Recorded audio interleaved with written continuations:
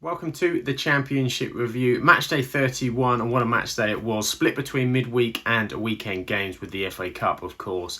Plenty to go through. We're going to kick stuff off with how it went midweek. Burnley versus Oxford up first.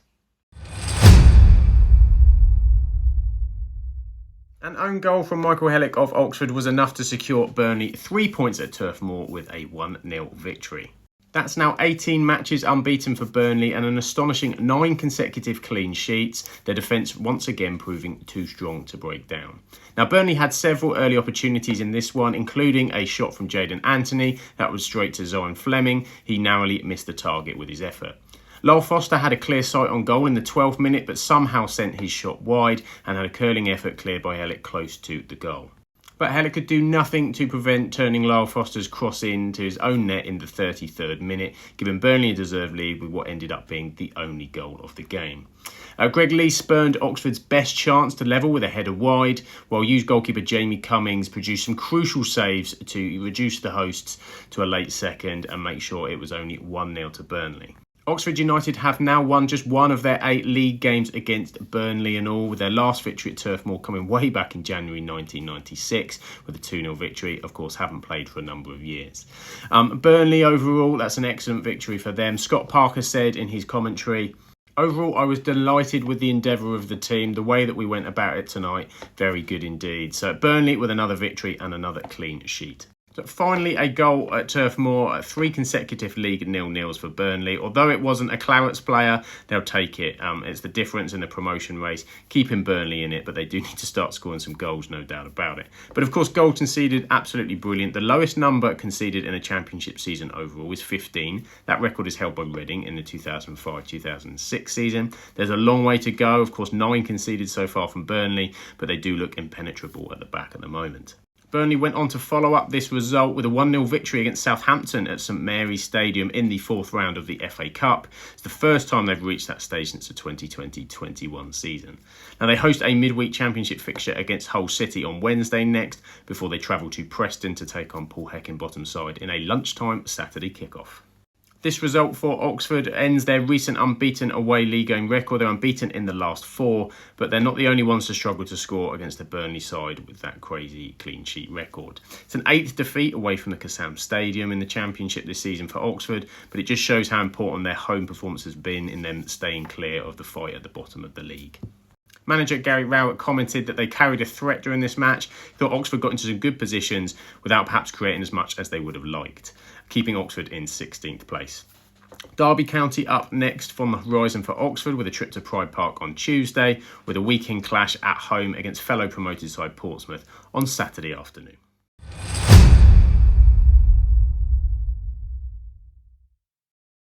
Jack Colback came off the bench to score the decisive goal in this one in the 76th minute, securing a 2-1 victory for QPR over Blackburn at Loftus Road.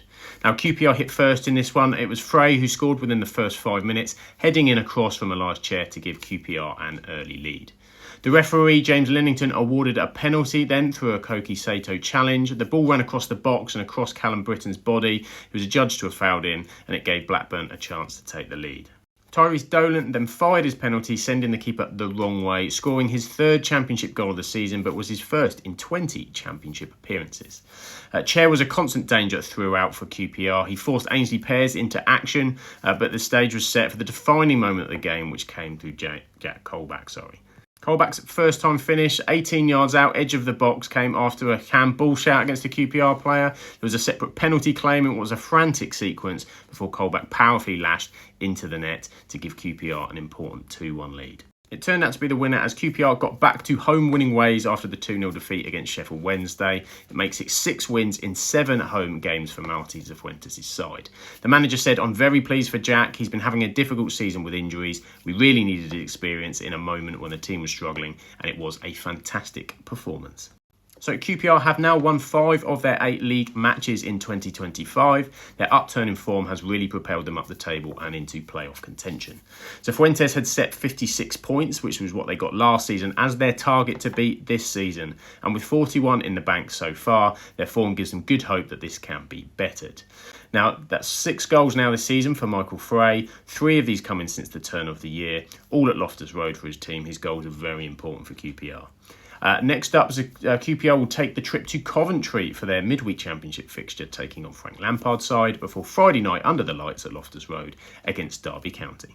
That's now 4 losses at Ewood Park out of 5 for Blackburn. Their dip in away form has really brought the chasing playoff pack closer to them. Now, off the back of the Preston win last week, they'd have been hoping for probably at least a point here. Dolan on the score sheet from the spot will be pleasing, but Rovers need more goals, that's for sure, to secure their wanted top 6 spot. Eustace commented, the man of their second goal was really disappointing. We should have done better on the second phase of the attack, and we've got to put our bodies on the line to keep the ball out of the net. A huge clash and test for their away form up next as they face playoff rivals West Bromwich Albion before Plymouth Argyle visit Ewood Park next weekend.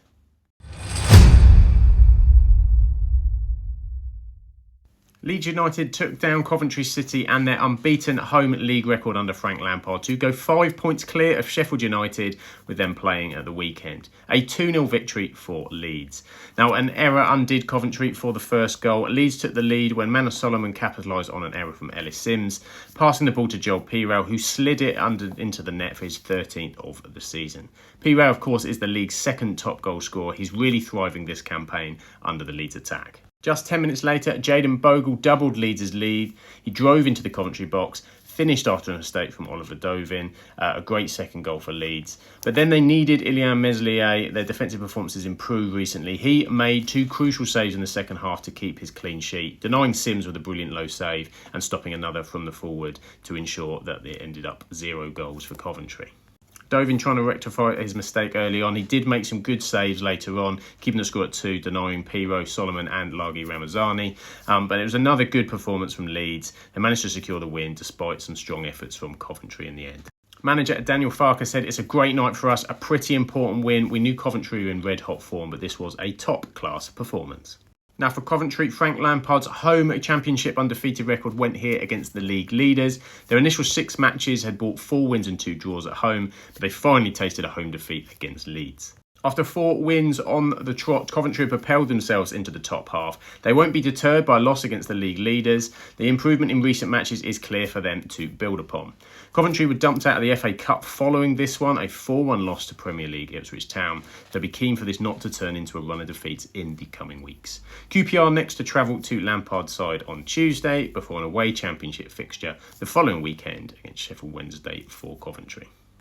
Now, Leeds are by far and away the most impressive scorers in this season's championship, but recently their defensive performances have been impressive with their clean sheets. That's now a shutout from Leeds in 4 of their last 5 championship away matches on the road, as they extend their league unbeaten record to 13 games. Moving on to the FA Cup, this did not carry on the form though for Leeds. They did make 10 changes in that match against Millwall, with the league looking like a clear focus. They went down 2-0, which does ensure that all eyes for them will be on the league and promotion. And next up in that promotion clash, they want and they need to keep winning. They go again at Watford on Tuesday for a midweek Vicarage Road match before Elland Road awaits on Monday night under the lights, welcoming high-performing Sunderland. Sunderland saved their unbeaten home record thanks to a late Dennis Sirkin equaliser as the points were shared with Watford at the Stadium of Light with a 2-2 draw. The home side took the lead in the 16th minute when Luke O'Nine's header from Enzo Lefebvre's corner from close range. The club captain, a Watford youth product of course, scoring against his former side. Mamadou Doumbia saw his header point blank saved, but he reacted to the rebound, judged to have been fouled by Sirkin in a kind of crazy sequence, with Tom Deli-Bashiru stepping up on 42 minutes to slot in and equal the match. It was a bizarre sequence, it really was. A very quick foul happening after the initial save. It's almost like it was too quickly in the aftermath of the incident, but it was good reactions from Doumbia to get to the ball first. It was Watford who took the lead early in the second half. My word, what a way to do it. Imran Louza curling a beautiful shot into the top corner from 30 yards out with his left foot. It's absolutely stunning. He changed the angle of the ball and he curled it in perfectly past the post and in again. An unbelievable strike. An excellent finish 30 yards out to put them 2-1 up. So heading into stoppage time and Sunderland pressing for that equaliser, they managed to take advantage of some static Watford defending from a corner. Enzo Lefebvre's whipped in ball, Wilson Isidore with the flick on and Sirkin stabbing home from close range to put the match level at 2-2. But Sunderland did have huge chances to win the match as well. Both Isidore and Milan Alexic denied by Egil Selvik, bearing down on his goal, the Watford keeper standing strong on both occasions. Regis Lebris wasn't happy with some aspects of the performance afterwards. He summarised, our second half was better with some subs, and at the end their goalkeeper was man of the match, so we did have chances to win. So is that a point gained or 2 dropped for Sunderland? It's a difficult question considering the late response. Realistically, they'll see that the playoffs is their likely destination and they extend their unbeaten league run to 7. Sunderland have now avoided defeat in their opening 15 home league games of the season, which is their first longest unbeaten start since the 79-80 season. No side have won more points from losing positions in the Championship this season than Sunderland as well. This is the 17th time this season they've been rescued from being behind, showing their resilience. Wednesday's next on the fixture list for Sunderland, hosting Luton Town and Matt Bloomfield before a tantalising clash at Ellen Road against Leeds United on Monday night, who are of course top of the table. Watford had won their previous 2 matches against Sunderland into this one, and they must have thought they were on for 3rd in a row until that late equaliser. Did bring an end to their 3-match losing skid in the Championship, and for positives they'd be pleased to have scored twice, of course without the suspended top scorer Vacuum Bayo. Tom Cleverley was frustrated at the end, saying it's disappointed, it feels like we've lost 2 points as the performance was so strong up until then. Big challenge up next for Watford. They welcome Leeds United to Vicarage Road on Tuesday before the Hornets travel to Middlesbrough on Saturday afternoon. There was stoppage time drama at the Hawthorns. 2 goals in injury time for either side. Jason Malumbi scoring in the 96th minute, which saw a 2-1 win for West Brom over Sheffield Wednesday. West Brom have now won 4 of their last 5 league games against Sheffield Wednesday, extending the run between the two with this victory. The Baggies were an early threat from set pieces in the match. Beadle was forced into a headed save, and then Armstrong hit the post from the rebound, while Joe Wildsmith was also in action at the other end, making a great save himself. It took a whole 76 minutes until the breakthrough. It was new boy Adam Armstrong, an exceptional left foot touch volley from across. Weird angle how he controlled his body as well, really good. His goals could be massive as they fight for the playoff positions. Callum Patterson thought he'd rescued a point as his initial effort from a cross was cleared off the line, but his second was unable to be stopped. It found its way past the defender for 1-1, sending the away fans into celebration. But it was the home fans who went home the happier. Malumbi turned in a Mikey Johnson delivery at the near post in the 96th minute for an incredible late winner. The drama wasn't done, however, as West Brom captain Carl Bartley managed to get himself sent off, raising his hand to Svante Ingolson, so a ban likely incoming for him. Mowbray said afterwards, it was just a brilliant movement in the box from Malumbi. I felt over the 97 minutes we deserved to win the game. I'm so pleased for the fans. We just have to keep going. So for West Brom, the home form continues to be of massive importance to them. West Brom have lost just 1 of their last 16 home league games this season, unbeaten in 11 since they lost in October against Middlesbrough. It was important for West Brom today. They're starting to turn draws into wins. A late winner always does huge things for a team, and especially their confidence. The manager will be frustrated. He said, we had the chances to take a point here, but in the end we conceded a goal from a set piece. It's hard to take. Next up, it's Wales. They're off to Wales, Sheffield Wednesday in midweek, taking on Swansea before the Owls return home at the weekend to face Coventry City. For Wednesday, they thought they'd snatched a draw in the dying embers of the match. It will highly frustrate their hopes of a charge towards the playoff. It's a very congested mid-table scrap, which they are part of. It's their 7th loss away from home now. Alongside home draws, that's probably the thing holding back their position. But a lot of positives compared to the start of the season for Danny Roll's side, and they're competing well with sides at the top end of the Championship. Speaking on his new forward signing, Mowbray said Adam Armstrong is a good footballer. He's going to score goals. If he plays the next 15 games, he might not quite get to double figures, but he's not going to be far off, he said. An important clash coming up as well next for West Brom in the playoff picture as they host Blackburn Rovers before a trip on to Millwall on Saturday to face Alex Neil's side.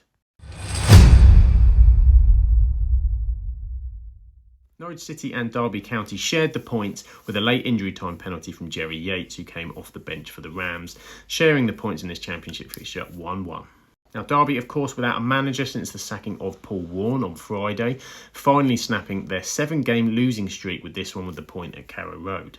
Now, in the first half, it was kind of a drab affair. Neither goalkeeper had a real save to make. Derby held their own against the misfiring home side. However, both teams did have goals disallowed for tight offside calls. For Derby, it was Lars Jorgen Salverson, and Norwich's Lewis Dobbin both saw their efforts disallowed. Norwich did ultimately take the lead. It was Josh Sargent now with 4 goals in 3 games. A superb interchange of passes between Mahovo and Marcondes broke Derby's resistance. Sargent finished emphatically when it came to him. But Derby equalised in stoppage time. Marcus Harness was brought down in the area, penalty confirmed, and Jerry Yates converted it, earning a crucial point for the Rams. Norwich manager Johannes Hoff Thorup summarised afterwards, "We know when you're only 1-0 up, it doesn't take much for the game to change. It's tough, but we have to get on with it and do better next time." Now, Norwich would have fancied their chances probably against an out-of-form Derby going into this one, considering their home good form as well. They continue to fight in a very tight playoff race. They only lost twice at home this season, but 6 draws, if they were converted into wins, they'd likely already be in the top 6. Sargent goals are helping, as Sargent's obviously suspended, but he wasn't scoring prior to his ban as well. So that's 4 goals in 3 for Sargent, as many as his previous 15 Championship appearances for the Canaries. They're back at Carrow Road, Norwich, on Tuesday. They host Preston before an away trip to Hull City on Saturday afternoon. Derby had actually won their last 3 away league games against Norwich, but this time it was all about trying to get something to end this losing run, which they did with the draw. The sacking of Paul Warne was perhaps not unexpected in terms of it happening, but the timing probably was a bit of a shock because he took training on Friday, was dismissed after that. Who will get in? We'll have to see, keeping the eyes peeled in the days and weeks to come. Interim boss Matt Hanshaw spoke after the match. He said, "After a difficult week, the club and fans are amazing. I'm really pleased the fans have something to shout about, not just the doom and gloom. It's a really good, positive day." So next up, it's Tuesday night on the championship fixture list for Derby as they take on Oxford United before an away match against QPR on Friday night.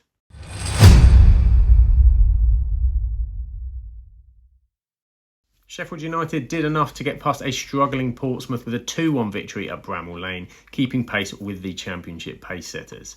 Pompey had some good early chances in this one. Colby Bishop denied by United goalkeeper Michael Cooper when clean through.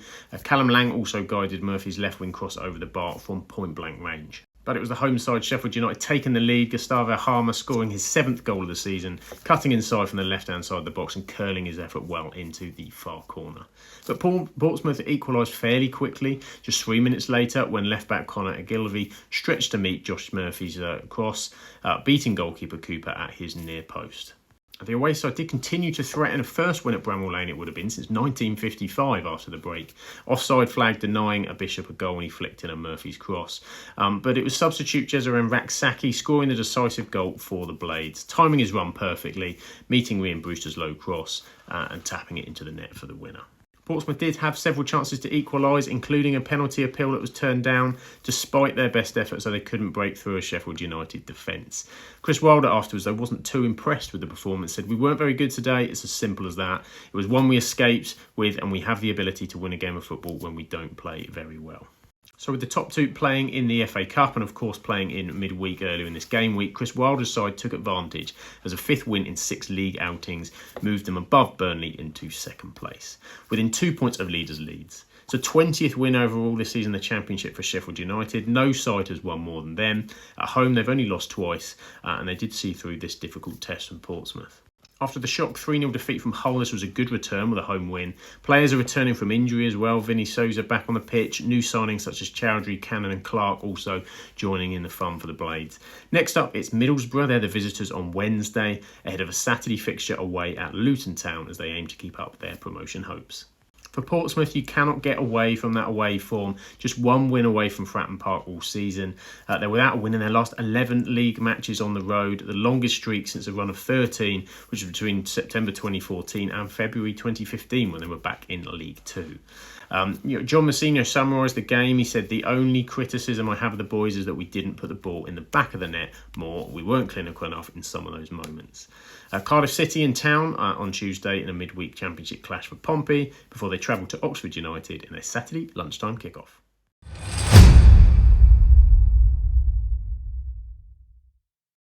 Swansea City picked up a much-needed win on the road as Josh Tymon scored the only goal of the game in a 1-0 victory at Bristol City. Now, it was Bristol City's goalkeeper Lawrence Vigouroux making some 2 crucial saves in the first half, denying Jason Knight and Luke McNally with impressive fingertip stops. But Swansea took the lead when Josh Tymon pounced on a rebound from the keeper, who saved a Goncalo Franco shot. He was a very unlikely scorer for the Swans. It was his first goal since November 2022, 830 days ago, and his first goal at all for Swansea City. During the game, Swansea got more and more joy on the counter, and they did miss an incredible chance to lead 2-0. Debutant Lewis O'Brien picked out from Im Ji-sung, who was totally unmarked, but his shot was tamely tapped into the goalkeeper, kind of off balance, probably should have taken more time with it.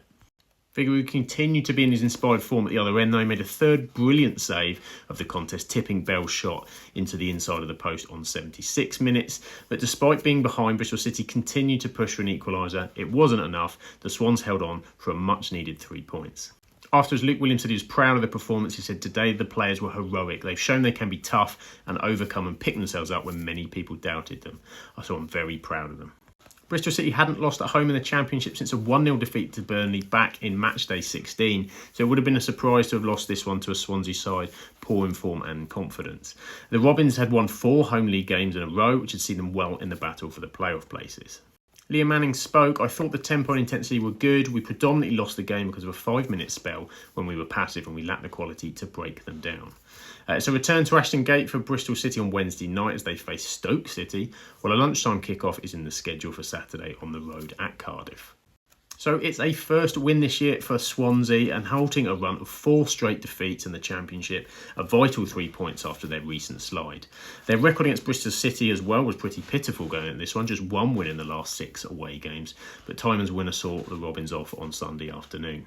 The fans will be looking for more results like this and afternoons like this to raise their league position. A clean sheet as well would have been very pleasing for Williams and his team. Swansea will look to take their renewed belief into Wednesday with a home clash against Sheffield Wednesday before they travel to Stoke next weekend. And so there we have it. The league table, of course, Leeds United still at top of the tree, but Sheffield United closing that gap back to 2 points. Burnley is still on 61 in third, and Sunderland keep tabs with them 59. West Brom and Blackburn currently making up the playoff positions. It's super tight in those playoff spots, so look at 5th to 14th. There's only a 7-point swing. Lots of teams still involved in the fight. That point for Derby down the bottom, important one. It snapped the losing skid, keeps them in touch. It's a tight relegation fight as well. Looking at the bottom, Plymouth as well. How can they use that massive FA Cup victory over Liverpool? Fantastic that was on Sunday for them. It's looking very tight at the bottom as well.